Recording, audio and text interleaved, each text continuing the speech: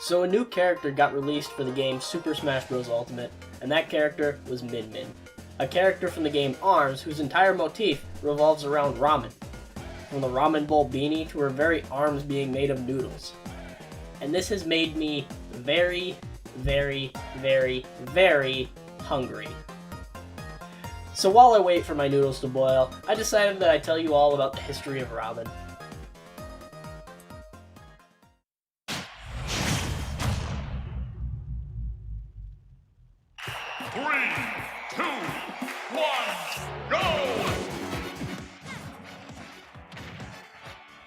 Ramen is one of those many dishes that is a blend of two different cultures.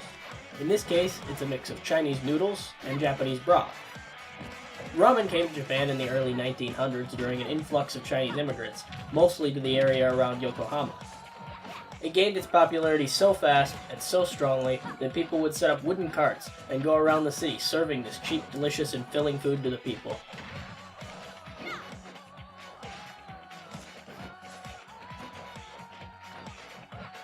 During the time of World War II, ramen nearly died out due to the rationing of food. Also worth noting that since ramen had developed a reputation of being Chinese, and with Japan being at war with China, the dish itself did not sit well with some of the more nationalistic individuals of society. Even so, people can, and still did, make and serve ramen, many of them going to jail for that delicious salty bowl.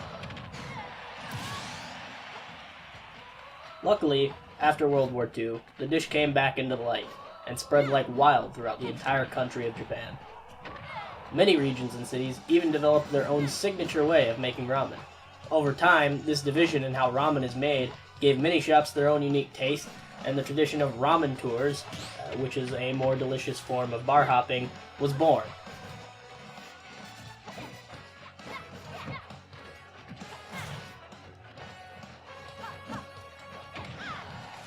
And now, we finally come to the style of ramen most of us in the rest of the world are familiar with, instant ramen.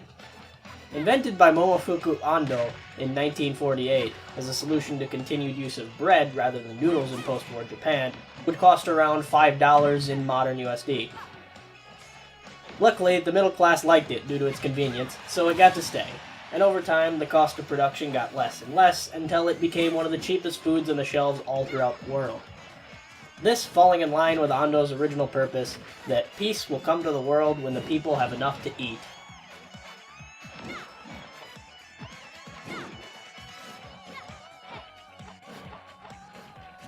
Of course, ramen didn't just spread through Japan, though. Like pizza, many American soldiers stationed in Japan had come home with a love of this shinasoba. Unfortunately, unlike pizza, it didn't spread massively through every part of the US, and mainly stayed in large urban centers, reminiscent of its foundations in the city. Seriously, I wish there was a ramen shop near me, but all I can manage is to buy these $5 bags of 2-serving tonkotsu-style ramen at the store, and while it's good, it doesn't live up to its claim of being true restaurant-style ramen. Not even the Japanese restaurant in town serves ramen, and I'm not even sure how you could legally get away with that.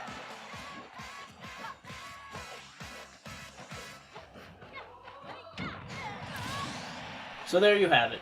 From a staple dish of blue-collar city workers in Japan, to a signature Japanese dish, and even further on, to being a food of choice for college students around the world.